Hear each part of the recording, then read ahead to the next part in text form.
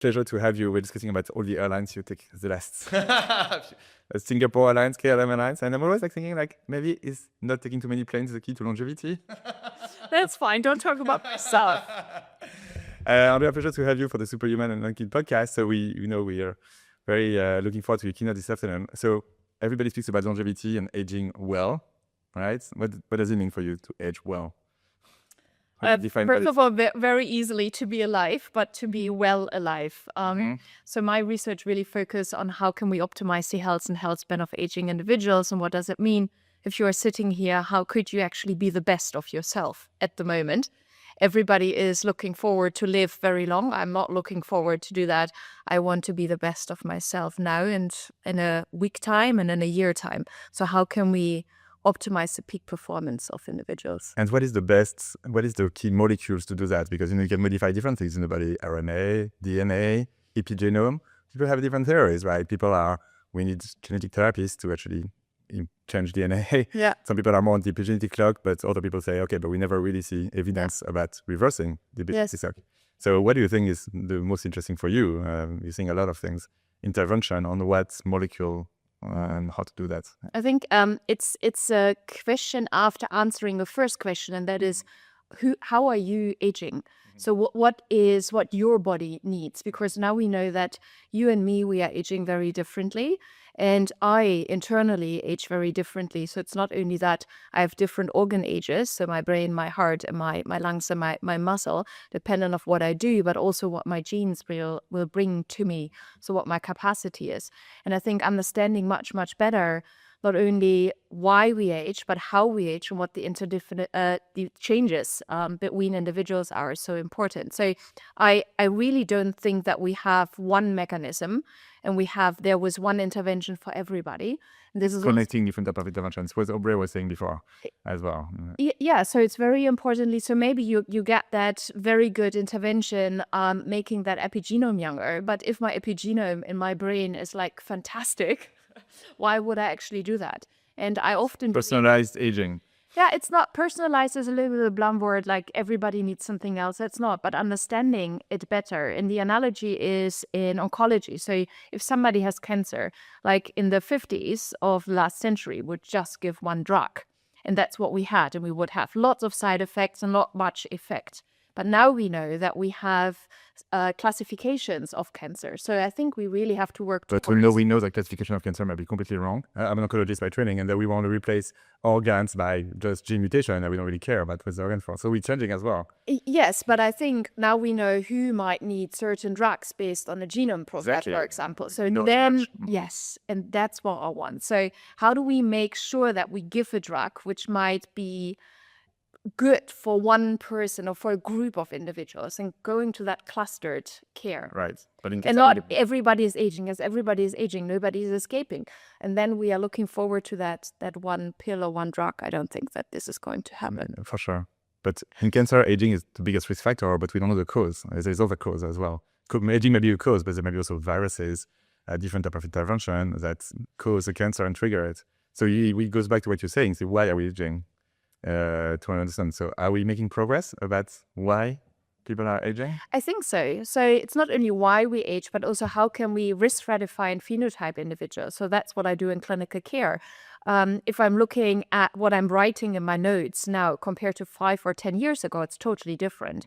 So I now look at interactions between, for example, the genome and epigenome and clinical characteristics. So and also taking then the environment into account. And 5 or 10 years ago, we didn't have that knowledge how to make that interconnection. And that's what you are also doing with big data sets. What we also do, how do we interconnect to get a better understanding of the cause and consequences? Have we made progresses about understanding really the environment? I mean, we know that good water and good air matters, but it's very difficult to intervene on this. I mean, even on water, I mean, it's like water can be like full of nitrates, and you like to reverse osmosis, but then you have no microplastics, but you still have nitrates. It's very complicated to understand exactly what to do and what's the. It's very complicated, but knowing it is already the first starting point. So I live in Singapore, so we have great databases about when the sun is shining, when the rain is falling, and then also what kind of habits that will induce in individuals, and how can you actually change? Maybe not the weather. I think so is there something we discovered through the Singapore model that was interesting? I think so. I think Singapore is really as you know, a blue zone being engineered. So we call it a blue zone 3.0. And this is not that we are all living on the beach and we have all our farms and we are fishing. That's absolutely not the case. But we are engineering human behavior based on the knowledge. And I think that's intelligence. That's intelligence, how to engineer more healthier populations. And it's also about, like, about data, I guess, like, like in places that are a bit more strict on private, on democracy, I would say, whatever, it's like you get more data days, right? And because people are sharing, or you don't have the choice. And maybe this is actually very important to make discoveries. And in Europe, for example, it's very complicated to be able to think like actually like data sharing, and there's like data is the key, and we should like all behave like every data should be shared or whatever, or is because do we have enough data even to progress? I think we have enough data, but how do we use the data and how do we interconnect data? For example, hospital systems with systems of the GP. I don't think that we should start in hospitals because the hit already occurred because somebody is admitted to a hospital, for example. So why don't we start with in schools? So what is the behavior of kids? What is the behavior of families?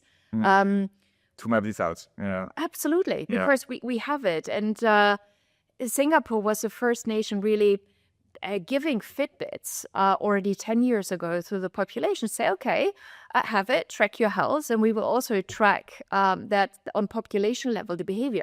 It's great. We are learning so much. The intervention taken after 10 years of Fitbit? Oh, it's all published, and it's really an evidence-based approach. So people who got the Fitbits, hundreds, thousands of individuals at the moment, 1 million of Singaporeans have them still from a government, and giving the incentives, for example, with a tiny amount of vouchers to increase the number of steps. And they increased the number of steps by 1,500, which is so per individual. Yeah. And that's absolutely not only cost effective, but clinically effective if somebody walks more.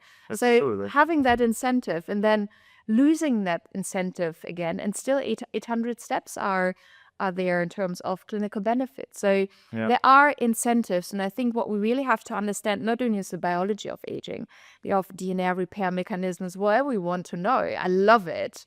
But how do we interact in normal environments where we are living, and what kind of crosstalk do we see? Is aging well community exercise or personal exercise? Both. And so here you actually want to go to the question, who is going to pay for it? Who is responsible for it? And I think it's really an individual responsibility. However, I think you can give responsibility to somebody if that somebody has knowledge. And what we actually showed is worldwide that we are lacking knowledge on population levels. So once you are giving that knowledge, you can give responsibility. Mm-hmm. And once you have that responsibility, you can judge and you can make actually policies who to blame or who to put actually it on the shoulder. Yes, we made it. So, but the knowledge aspect comes first. No, that's completely true. I mean, there's so many like things to it's. I think my difficulty in longevity is understanding the real place of technologies. I mean, AI. I think AI can untap a lot of data to figure out new breakthrough and new ideas, but it's not all. And then we have the wearables. The wearables, as you say, and what technology would you really bet on? And then you have gene therapy. You have a lot of different technologies. Do you think they all matter somehow, and you would be combining them well? That would be key, or you think that some are a little like over hyped? I think So you say gene therapy. So we have so many genes. We have the epigenome. We have an interaction between our microbiome and our genes, or how we use the genes. I think what we really have to understand, how can we create multimodal interventions at the right time for the right group of individuals? Yeah. And that's what we do, because very often we are just saying, okay, Urolithin A is great. It's building muscle mass, but the effect size is so small. Like you have to take into account to whom you are giving it to, and how, for example, the microbiome is reacting with molecules we are giving to individuals. Think about the hype with regards to NAD precursors, NMN, and every nearly cream, there is now NMN inside. Like, let's wait for a second. Let's think logically, and let's build the structure to really build building blocks as we did in other subspecialties of medicine. How can we bring multimodal interventions to the right individuals who need them and who have the knowledge that they need them and they are taking it, and not ending up with non-compliance of 30%, as we know for statins, for example. Yeah. Yeah, the statins has to be taken every day, so this is the problem. Nobody takes anything every day.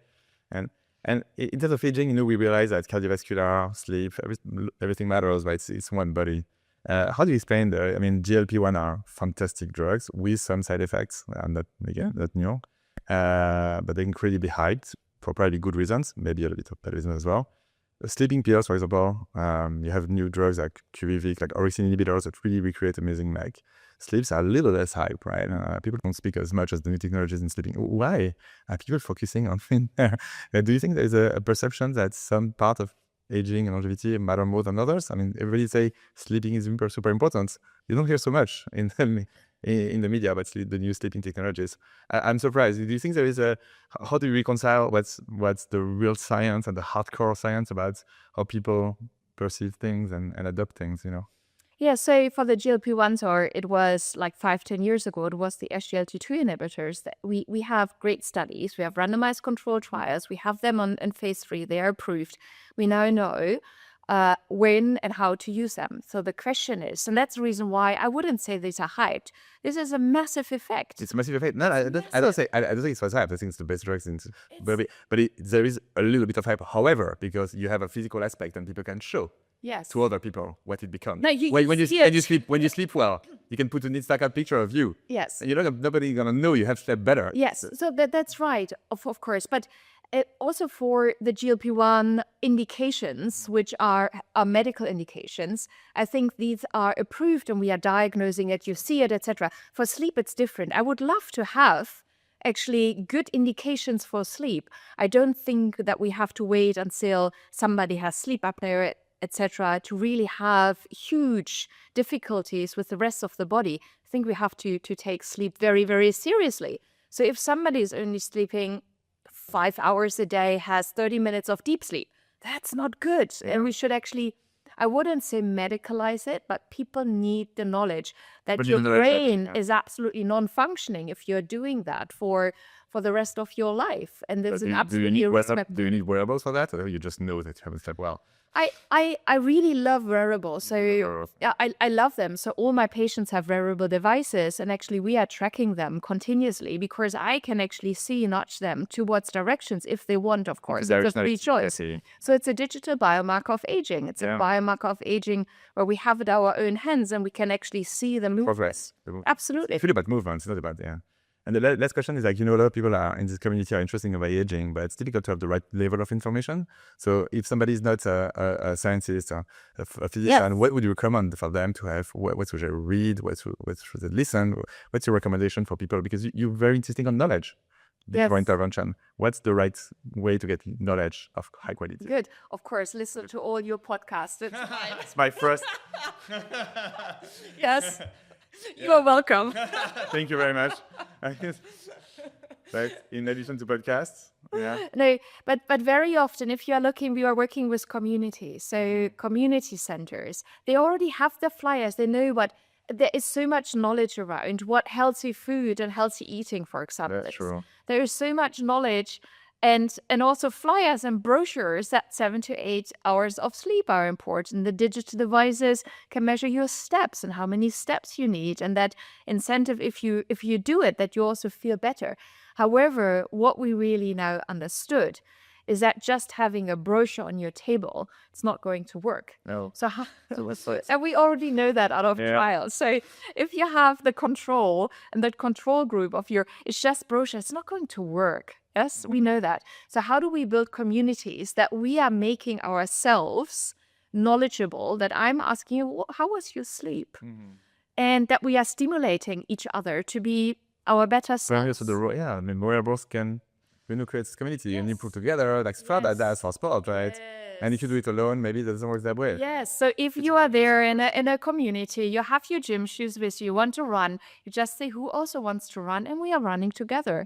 And that also brings the social factor in. And we should do that not only for running and more the elite sports of the people, maybe the 1 to 5% of the population, but to everybody. I agree. However, the bigger communities, the more information you have at diverse sources, and the harder it is to find consistent ground truth. So it has side effects, but I love. Yeah, and there are so many lonely people. So let's stop it, because nobody reached. Yeah, when did you call somebody for the last time? Just really Call. Yes. 5 minutes ago to kind of know exactly where you were before the podcast.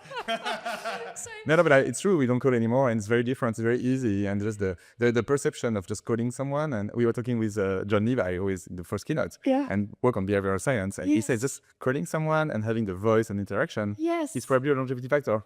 Just that. One call per day. Yesterday, I talked to my group in Singapore. I was in Singapore. I said, stop it. Stop sending me emails. I'm sitting next to you in the next room. So, no, this is normally what we do. No, this is not what we do. Yeah, that's it's right. not communication. Go knock on the door, have an open door policy. Knock on the neighbor's door and talk to I them. agree. This excludes vocal WhatsApp. I just want to say I won't listen to them personally. Oh, no, because I'm just kidding. It's a joke. But I agree with you. Yeah, talking, discussion. Absolutely. And we avoid, I think, normal social behavior. First, we can just WhatsApp because it's so much easier to have a negative whatever message. Just talk to each other, look each other's in the eyes. Try to look people in the eyes. How many people avoid it? It's amazing. It's so true. Super inspiring. We're looking so much forward to your keynote this afternoon. Thanks so much for coming here, Andrea. So biology matters, but looking somebody in the eyes matters. Yes. I agree. Thank you so much. Thank you.